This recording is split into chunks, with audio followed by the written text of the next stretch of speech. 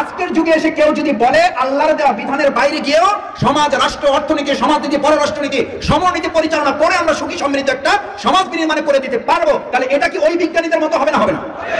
ওরা আল্লাহর আয়াতকে চ্যালেঞ্জ করেছে, আর আল্লাহ তাআলা বলেছেন ওয়ালা তুবাজ্জিলু তাবযীরা, তোমরা অর্থনীতিতে অপচয় করো না। আর আমাদের একটা মূর্তি বানাতে কয়েক হাজার কোটি টাকা অপচয় করা হয়েছে, এটা কাকে চ্যালেঞ্জ করা হয়েছে? পৃথিবীর সমস্ত মানুষের ক্ষমতাকে এক জায়গায় করে 1 ইঞ্চি শান্তি মানুষের মধ্যে নিয়ে আসা যাবে না। কার ফয়সালা ছাড়া? আপনার জন্ম যেমন সত্য, আপনার মৃত্যুবরণ করা যেমন সত্য, এটা যেমন অবধারিত, আল্লাহর আইন ছাড়াই পৃথিবীতে শান্তি প্রতিষ্ঠা হবে না, এটাও ঠিক সেরকম। আল্লাহ তাআলার বিধান অনুযায়ী মৃত্যু যেমন অবধারিত, গোটা পৃথিবীর সমস্ত শক্তি মিলে যদি মরহুম মাস্টার ইউনূস বিশ্বাস সহ মানুষকে মৃত্যুর মুখ থেকে বাঁচানো না যায়, তাহলে পৃথিবীর সমস্ত মানুষের ক্ষমতাকে এক জায়গায় করে 1 ইঞ্চি শান্তি মানুষের মধ্যে নিয়ে আসা যাবে না। আপনার জন্ম যেমন সত্য, আপনার মৃত্যুবরণ করা যেমন সত্য, এটা যেমন অবধারিত, আল্লাহর আইন ছাড়াই পৃথিবীতে শান্তি প্রতিষ্ঠা হবে না, এটাও ঠিক সেরকম অবধারিত। আসসালামু আলাইকুম ওয়া রাহমাতুল্লাহি ওয়া বারাকাতুহু। আমাদের আজকের এই আয়োজনের মূল প্রতিপাদ্য, মূল বিষয়বস্তু আপনারা সবাই জানেন। আপনাদের প্রিয় মানুষ মরহুম মাস্টার ইউনূস বিশ্বাসের জন্য গত 4 তারিখে সড়ক দুর্ঘটনায় ইন্তেকাল করেছেন। আমরা আল্লাহ তাআলার কাছে তার জন্য প্রাণ ভরে দোয়া করি, মহান আল্লাহ রাব্বুল আলামিন আপনি মেহেরবানি করে আমাদের প্রিয় মরহুম মাস্টার ইউনূস বিশ্বাসকে মানুষ হিসাবে তার ভুল ত্রুটি হয়েছে, আপনি তার গুনাহগুলো মাফ করে তাকে জান্নাতুল ফেরদাউসের জন্য নসিব করুন। আমিন। ভাইরা, মরহুম মাস্টার ইউনূস বিশ্বাস সহ অত্র এলাকায় আমাদের অনেক মরহুম আছেন। আমি শুরুতেই এখানে কষ্ট করে এসেছেন, আমরাও এক সময় মরে যাব। আমি জানি না আমার নসিবে এতজন মানুষের উপস্থিতিতে কোনো আলোচনা হবে কিনা। আমার খুব ভালো লাগছে যে একজন মানুষ তার জীবনের সময়গুলো কিভাবে ব্যয় করলেন, তার ভালোবাসায় সিক্ত হয়ে কিছুটা শীতের আবহাওয়ার মধ্যেও আমার পরম শ্রদ্ধেয় মুরব্বীরা, আমার পরম শ্রদ্ধেয় শিক্ষকবৃন্দ, আমার পরম শ্রদ্ধেয় ওলামায়ে কেরামগণ, আমার পরম শ্রদ্ধেয় তরুণ যুবকেরা যারা এখন ক্লাবে, মাঠে, ঘাটে, বাজারে ঘোরাফেরা করার কথা, তারা পিনপতন নিস্তব্ধতা বজায় রেখে মরহুম মাস্টার ইউনূস বিশ্বাসের স্মরণে দোয়া করার জন্য এসেছে। দোয়াই যেহেতু মূল উদ্দেশ্য, আলোচনা আজকে উদ্দেশ্য নয়। যেহেতু জীবন কর্ম আলোচনা বলা হয়েছে, ছোট্ট কয়েকটা কথা বলবো। মালাকুল মউত, মৃত্যুর ফেরেশতা, যখন দায়িত্ব বন্টন হয়েছে, সে বলেছিল আল্লাহ আমাকে এমন একটা বিভাগ দিলেন, এমন একটা মন্ত্রণালয় দিলেন, যে মন্ত্রণালয়ের দায়িত্ব পালন করার কারণে মানুষ আমাকে গালিগালাজ করবে, মানুষ আমার প্রতি বদদোয়া করবে, মানুষ আমাকে খারাপ বলবে, কারণ আমি মানুষে কি করি?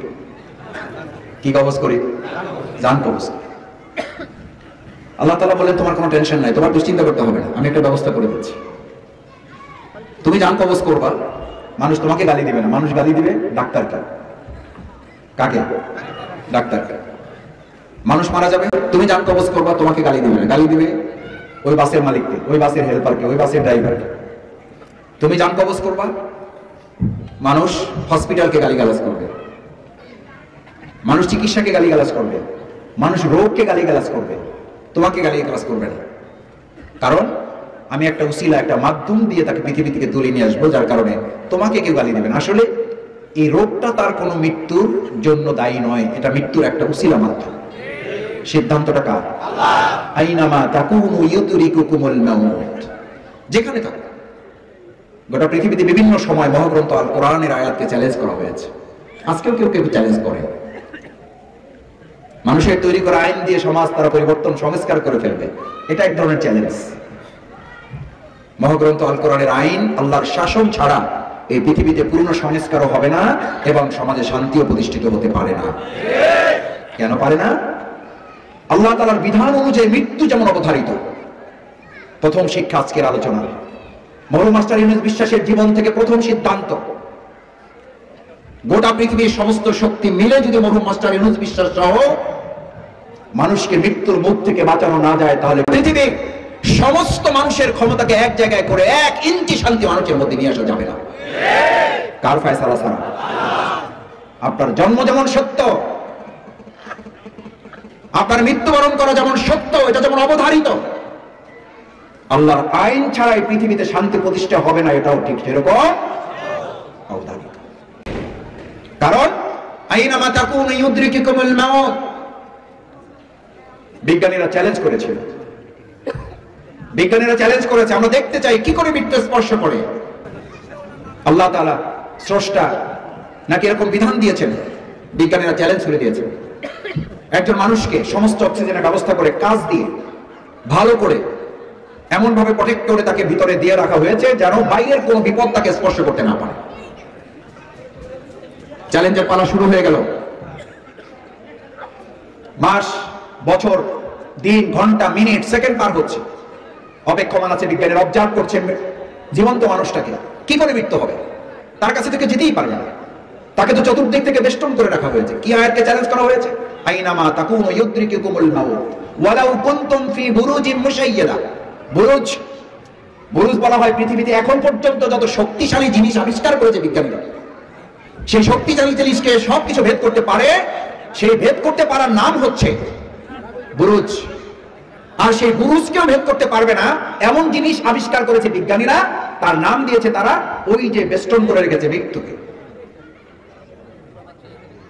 মৃত্যুকে বেষ্টন করে রেখেছে বিজ্ঞানীরা। মৃত্যু আমাদেরকে বেষ্টন করে রেখেছে আল্লাহ বলেছেন, আর ওরা বলেছে আমরা মৃত্যুকে বেষ্টন করে রেখেছি। এরা তো ইমানদার না, এরা আল্লাহর আয়াতকে কি করেছে?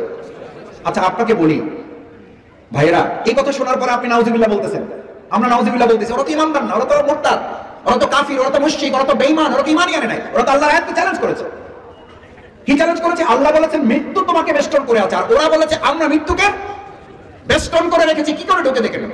আচ্ছা এইটা যদি তার জন্য মুরতাদগিরি হয়, এইটার জন্য তার যদি বেঈমানি হয়, তাহলে আজকের যুগে এসে কেউ যদি বলে আল্লাহর দেওয়া বিধানের বাইরে গিয়েও সমাজ, রাষ্ট্র, অর্থনীতি, সমাজনীতি, পররাষ্ট্রনীতি, সমনীতি পরিচালনা করে আমরা সুখী সমৃদ্ধ একটা সমাজ বিনির্মাণ করে দিতে পারবো, তাহলে এটা কি ওই বিজ্ঞানীদের মতো হবে না? হবে না। ওরা আল্লাহর আয়াতকে চ্যালেঞ্জ করেছে, আর আল্লাহ তাআলা বলেছেন ওয়ালা তুবাজ্জিলু তাবজীরা, তোমরা অর্থনীতিতে অপচয় করো না। আর আমাদের একটা মূর্তি বানাতে কয়েক হাজার কোটি টাকা অপচয় করা হয়েছে, এটা কাকে চ্যালেঞ্জ করা হয়েছে? আল্লাহ বলেছেন অর্থনীতিতে তোমরা বাড়াবাড়ি করো না। ইন্নাল মুবাযযিরিনা কানু ইখওয়ানাশ, কার ভাই? ফেরেশতার ভাই। অপচয় করো না। এখন এই আয়াতকে চ্যালেঞ্জ করে কেউ যদি দোকানে গিয়ে তার অধিকারের বাইরে গিয়ে বলে এই দোকান চালাইতে হলে চাঁদা দিতে হবে, নাহলে দোকানের ঝাঁপ বন্ধ করো, এই লোকটা যদি সালাতুল ইশার নামাজ পড়েও গিয়ে এই কথা বলে, ও ইমানদার না বেঈমান? ইমানদার না বেঈমান? মরহুম মাস্টার ইউনুস বিশ্বাস এই জাতীয় বেঈমানদের বিরুদ্ধে লড়াই করেছেন, আমরাও লড়াই করি। কেন লড়াই করেছেন? ওনার কোনো ব্যক্তির সাথে শত্রুতা ছিল না। ওই যে বিজ্ঞানীরা আল্লাহর আয়াতকে চ্যালেঞ্জ করে বলেছে তুমি মৃত্যুকে বেষ্টন করেছো আমাদেরকে, আমরা মৃত্যুকে বেষ্টন করলাম। আর আজকের যুগের কতিপয় মুসলিম নামধারী লোকেরা বলেন আল্লাহর বিধান দিয়ে তোমরা শান্তি প্রতিষ্ঠা করবো, হুজুররা এই কথা যতই বলো লাভ হবে না, আমরা যেই লাউ সেই কত মানব রচিত মতবাদ দিয়ে আমরা শান্তি প্রতিষ্ঠা করব। এই মুরতাদদের সাথে এই ব্যক্তির কি পার্থক্য আছে? আলা লাহুল খালক ওয়াল আমর। মরহুম মাস্টার ইউনুস বিশ্বাসের জীবন কর্মের মূল স্লোগান ছিল সৃষ্টি যার, সৃষ্টি যার। এটা কি ওনার বাপের স্লোগান? এটা কি ওনার স্ত্রীর স্লোগান? এটা কি বাংলাদেশ জামাত ইসলামের আমিরের স্লোগান? এটা একজন ইমানদার মুসলিম মুসল্লি যিনি নামাজ পড়ে আল্লাহু আকবার, নারায়ে তাকবীর, আল্লাহু আকবার, আল্লাহর ওহদানিয়তের ঘোষণা দিয়ে এসেছে, সেই আল্লাহরই ঘোষণা আলা লাহুল খালক ওয়াল আমর। সৃষ্টি যার, আইন চলবে তার। এই মসজিদের কোন ইমাম যদি এখন এসে এখানে মাইকে দাঁড়িয়ে বলেন আমি একটু আগে আপনাদের ইমামতি করে এসেছি না ভাই, আমার কথা আপনারা শুনবেন না, আমার কথায় আপনারা সিজদা করেছেন, আমার কথায় আপনারা রুকু করেছেন, আমার কথায় আপনারা উঠেছেন বসেছেন, আমি এখন সেই লোক এসে বলতেছি আল্লাহর আইন অনুযায়ী মসজিদ চলবে কিন্তু আল্লাহর আইন অনুযায়ী নমালা চলবে না, এই ইমামের কথা আমরা শুনতে সবাই রাজি আছি ইনশাআল্লাহ? কি বলেন?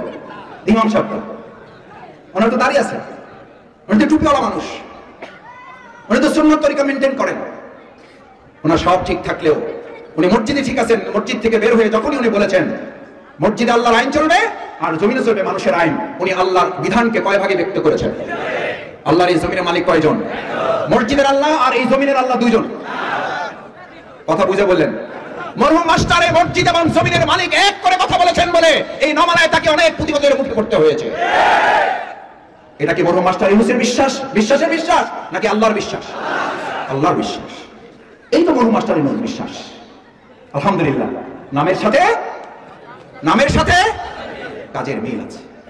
উনি বিশ্বাস করতেন মসজিদে যে আল্লাহ, এই জমিনেরও সেই আল্লাহ। আলা লাহুল খালকু ওয়াল আমর ইনিল হুকমু ইল্লা লিল্লাহ। ভালো করে বুঝে নাও, শুনে নাও, আল্লাহর ঘোষণা। আল্লাহর আইন ছাড়া এই সমাজ রাষ্ট্র পরিবর্তন হতে পারে না, করবে না। ইনিল হুকমু ইল্লা লিল্লাহ, এক আল্লাহর হুকুম চলবে। ভাইয়েরা, এটা অনেক পরে কোরআনের আয়াত। আপনি যে কালিমা পড়েন, কালিমা তাইয়্যিবা, লা, একটু পড়েন, জিকির করেন, লা ইলাহা ইল্লাল্লাহ, জোরে, ইলাহা ইল্লাল্লাহ, লা ইলাহা ইল্লাল্লাহ, লা ইলাহা ইল্লাল্লাহ, লা ইলাহা ইল্লাল্লাহ মুহাম্মাদুর রাসূলুল্লাহ। চিৎকার করে বলেন সাল্লাল্লাহু আলাইহি ওয়াসাল্লাম। লা ইলাহা, যে কালিমা পড়ে আপনি নিজেকে মুসলিম দাবি করেন, এই কালিমার আহ্বান কি? এই কালিমা কি বলে আপনাকে? যে দলের, যে মতের, যে আদর্শে, যে রাজনীতির আপনি হন, কোনো আপত্তি নাই, হন, কিন্তু একটু বিবেকের কাছে প্রশ্ন করেন। মরহুম মাস্টার ইউনূস বিশ্বাস কেন আপনাদেরকে ইসলামের আহ্বান করত? কেন মামলার পর মামলা হওয়ার পরও তিনি এই পদ থেকে ফিরে আসলেন না? কেন জেল, জুলুম, নির্যাতন, হামলা মামলা সহ্য করে চাকরি চলে গেল? আমি বলেছি, আমি কথা বলেছি, ভাই একটু সহ্য করেন না, একটু সবর করেন, এই পোস্টে আপোষ হবে না। চাকরি আমার রিজিকের ফয়সালা করে না। মরহুম মাস্টার ইউনূস বিশ্বাসের আর একটা গুরুত্বপূর্ণ উপলব্ধি ছিল, চাকরি আমার রিজিকের ফয়সালা করে না, আমার রিজিকের ফয়সালা করে মহান আল্লাহ সুবহানাহু ওয়া তাআলা। আমার নিজের কানেকশন। আমি বলেছি ওনাকে, স্কুলের শিক্ষক বৃন্দ এখানে আছেন, আমার চেয়ে ওনারা আরো ভালো বলতে পারবেন। আমি বলেছি, আমি অনুরোধ করেছি, বরিশাল থেকে আসেন, ভাইদের সাথে বসেন, কথা বলেন। অন্যরা যেভাবে চাকরি করেন আমিও চাকরি করেন। ভাই, আমি রিজিকের কাছে আত্মসমর্পণ করবো না, আমি আত্মসমর্পণ করেছি রিজিকের মালিকের কাছে। সুবহানাল্লাহ, সুবহানাল্লাহ। আর আমরা আত্মসমর্পণ করি কার কাছে? রিজিকের কাছে, সম্মানের কাছে, মর্যাদার কাছে। এমপি সাহেব, মন্ত্রী সাহেব, চেয়ারম্যান সাহেব, সভাপতি সাহেব, এখন আমার নতুন সভাপতি আরেকজন হয়েছে, এখন তো ওনার পিছনে ঘুরতে হবে। ভাই সালাম আলাইকুম, ভাই সালাম আলাইকুম। আমি বলি কি বললেন, তো বুঝাও তো যায় না। সালাম আলাইকুম। আমি বলি সালাম দেয় মানুষ মানুষকে নিরাপত্তার জন্য, আপনার সালাম তো ভয় পায় হার্ট অ্যাটাক করে ফেলবে। সালাম আলাইকুম ভাই। ওই ভাই, এটা নির্বাচনী সালাম, আস্তাগফিরুল্লাহ পড়েন। এই নির্বাচনী সালাম এলাকায় আছে না নাই? মরহুম মাস্টার বিশ্বাস ইউনূস নির্বাচনী সালাম দিতেন না সুন্নতি সালাম দিতেন? নির্বাচনী সালাম শুরু হয়ে গেছে। ভাই সালাম আলাইকুম। আমি বললাম সালাম কালাম একটু ঠিকঠাক হয় ভাই, এত সালাম দিয়ে কুলান যায় না, এই জন্য মানে কম্পোজ করে নিচ্ছে, বের হয়ে যায়, অটো বের হয়ে যায়। ইমানদারদের সালাম নির্বাচনী আর সুন্নতি। আমরা সবাই ইলেকশনে সালাম দেবো, তারপরে আর নাই সালাম। আমাদের নিরাপত্তার গ্যারান্টি। যে সুন্নতি সালাম দেয় সে আপনার হক মেরে খেতে পারে না। মরহুম মাস্টার ইউনূস বিশ্বাসের আর একটা সুন্দর জীবন পদ্ধতি ছিল, সবার আগে তিনি অন্যকে সালাম দেওয়ার জন্য প্র্যাকটিস করতেন। ওনার সাথে আমি শেষ দুই দিন, তার একদিন আগে আমি বাউফল থেকে গিয়েছি। লাস্ট সময় আমার মসজিদ থেকে তার সর্বশেষ বিদায়। সালাতুল ইশা জামাত আদায় করে পাশে বসা, উঠতে পারেন না, অনেকক্ষণ বসে আছেন, উঠতে পারেন না। হঠাৎ আমাকে বললেন যে মাসুদ ভাই আমার হাতটা একটু ধরেন। আমি হাতটা ধরলাম। আল্লাহ, মসজিদে যে ভাইয়ের সাথে একত্রিত ছিলাম, আল্লাহ আপনি দয়া করুন জান্নাতুল ফেরদৌসে একত্রিত করে দিয়ে দেবেন। আল্লাহ, আপনার এই দিনের গোলামটা সালাত আদায় করে উঠতে পারে না, অথচ সারাটা দিন দিনের কাজে, ইসলামের আন্দোলনের কাজে সৈনিকের মতো ছুটেছে। আমি বললাম বলেন কি, আপনি সালাত থেকে উঠতে পারছেন না, সারাটা দিন আজকে দৌড়েছেন আপনি। কয় মাসুদ ভাই ঢাকায় গিয়ে একটু ডাক্তার দেখানো লাগবে, আমার পাটা নড়াইতে পারি না। আল্লাহ, আপনি আপনার এই গোলামটাকে জান্নাতের মেহমান করেন। ভাইয়েরা, মরহুম মাস্টার ইউনূস বিশ্বাস শক্তির জোরে চলতেন না, বিশ্বাসের জোরে চলতেন। বিশ্বাসের শক্তিতে বলিয়ান ছিলেন। ইমানদারের শক্তি হচ্ছে এখানে। আমাদের শক্তি রাজনৈতিক শক্তি নয়, আমাদের শক্তি সভাপতি সেক্রেটারি কোন পদ পদবি কোন দলে আছি, সরকার নাকি বিরোধী দলে আছি, এই শক্তি ইমানদারের আসল শক্তি নয়। ইমানদার যদি দুনিয়ার শক্তিতে বিজয়ী হতো তাহলে বিজয়ী হতো উহুদের যুদ্ধে। ইমানদার যদি বিশ্বাসের শক্তিতে বিজয়ী না হতে পারত, পরাজিত হতো, তাহলে পরাজিত হতো বদরের যুদ্ধে। ইমানদারদের ইতিহাস হচ্ছে শক্তির জোরে ইমানদাররা বিজয়ী হয় নাই, হয়েছে ইমানের জোরে, তাই বদরে বিজয় হয়েছে। দুনিয়ার দৃষ্টিতে হয়েছে, তখন বদর ইমানদারদের পরাজিত হয়েছে। আজ নমালার মুসল্লিরা সিদ্ধান্ত নিতে চায়, নমাল আগামী দিনে কোন রাজনৈতিক দলের শক্তিতে চলবে না, ইমানদার ইমানের বলিয়ারে চলবে। যদি ইমানদার হও, লড়াই করতে আসো, আর না হলে যে কোনো লড়াইয়ের জন্য প্রস্তুত থাকো। কোন অন্যায়কে মাথা নত মাস্টার ইউনূস বিশ্বাস করে নাই।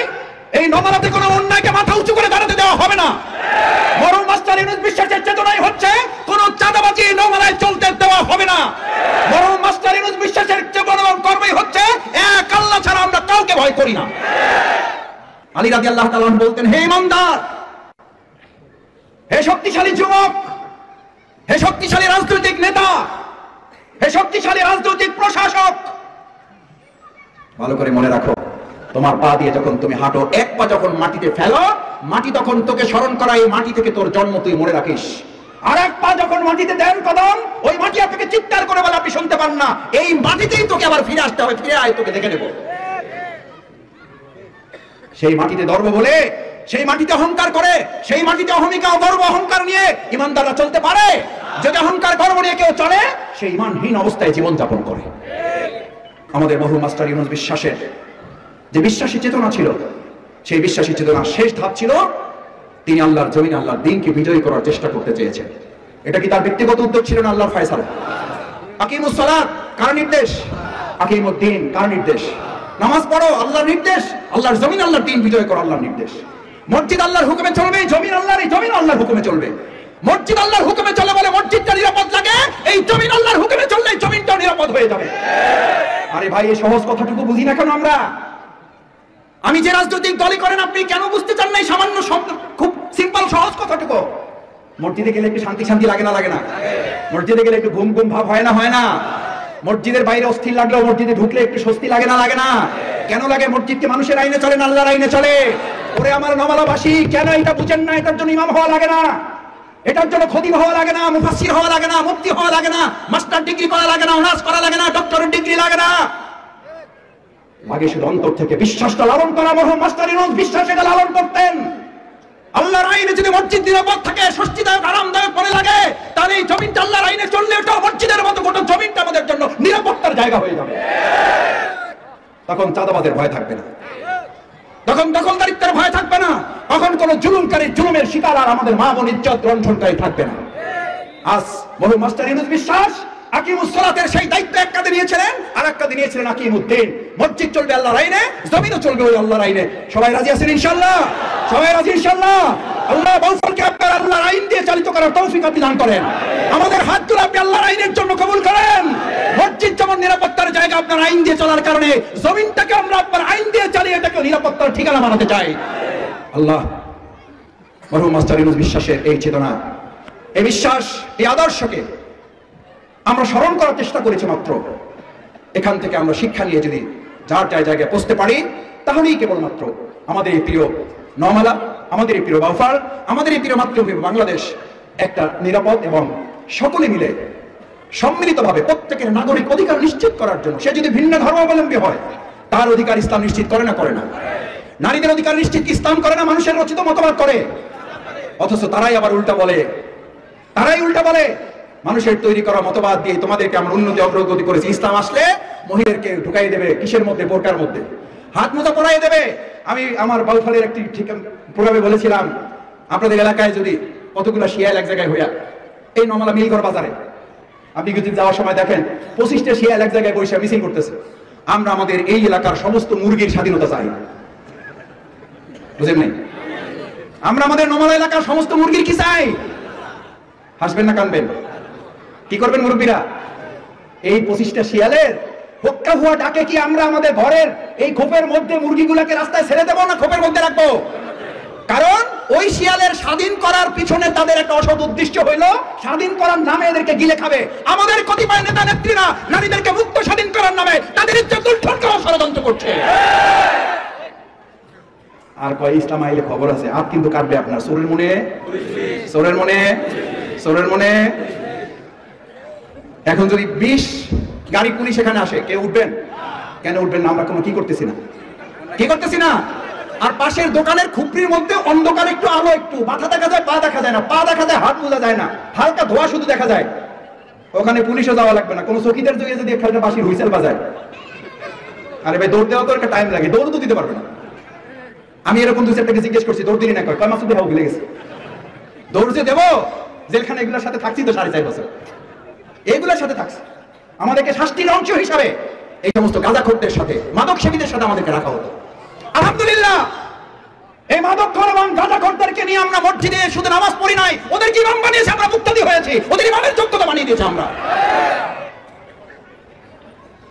পুলিশের কারারক্ষীরা এসে বলতো, কয় মাসুদ ভাই দিলাম কি আর করলেন কি?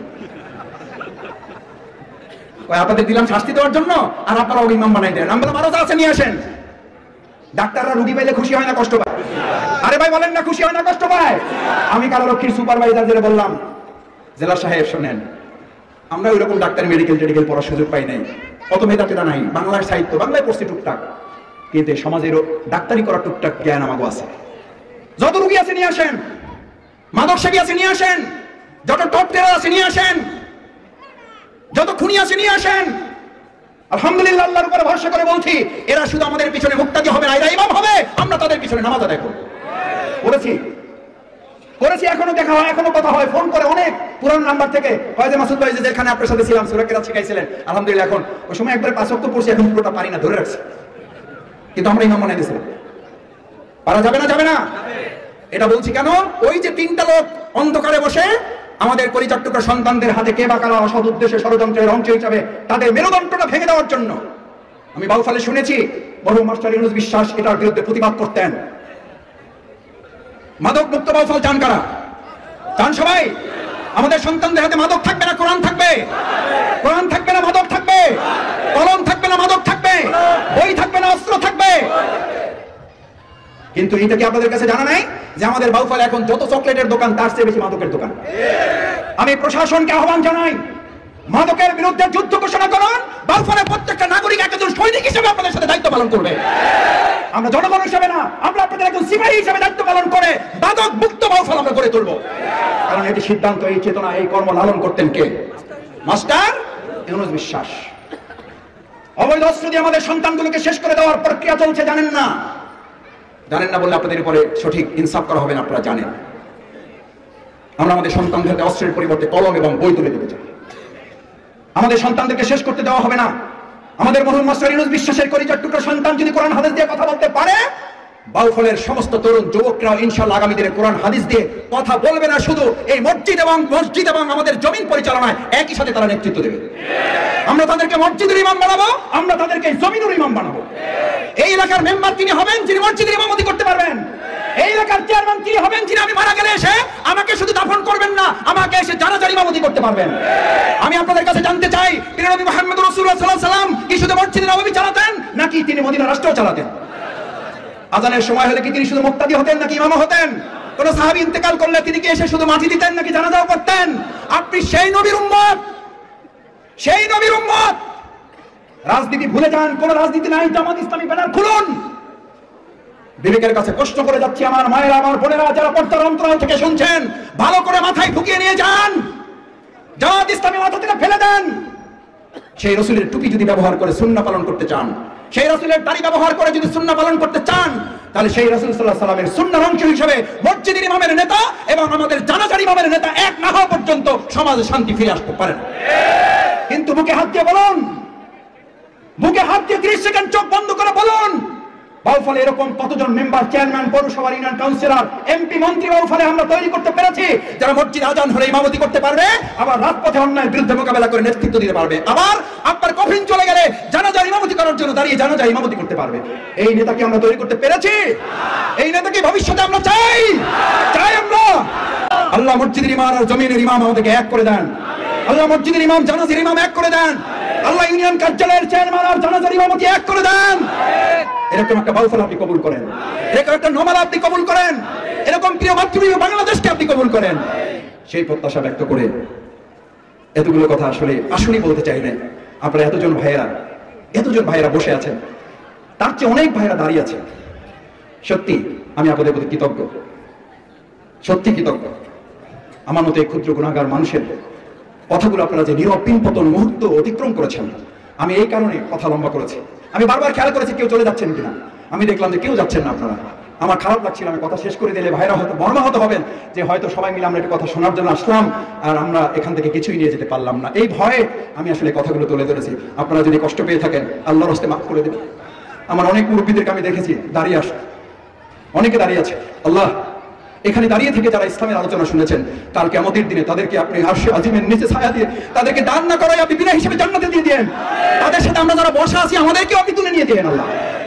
সেই প্রত্যাশা ব্যক্ত করে যারা কষ্ট করে আমাদের আয়োজনকে সফল সার্থক করেছেন, আগামী দিনেও ইসলামের পক্ষে, কোরআনের পক্ষে, আল্লাহর নির্দেশ বাস্তবায়নের পক্ষে যে কোনো সিদ্ধান্ত আসলে এভাবে আমরা কি ঐক্যবদ্ধভাবে ভূমিকা পালন করতে পারবো ইনশাআল্লাহ? সেই প্রত্যাশা ব্যক্ত করে আবারও মরহুম মাস্টার ইউনূস বিশ্বাসের রুহের মাগফিরাত এবং তার জন্য জান্নাতুল ফেরদাউস, বিশেষ করে তার পরিবারকে আল্লাহ তাআলা ধৈর্য ধারণ করার তৌফিক এবং তিনি যে উদ্দেশ্য সাধন করার জন্য আল্লাহর জমিনে আল্লাহর দ্বীন বিজয় করার চেষ্টায় নিজেকে নিয়োজিত করেছিলেন, আমরাও যেন সেই দ্বীন কায়েম করতে করতে আল্লাহর কাছে আল্লাহর গোলাম হয়ে হাজির হয়ে যেতে পারি। আল্লাহ আমাদের সবাইকে কবুল করুন, বলুন আমিন।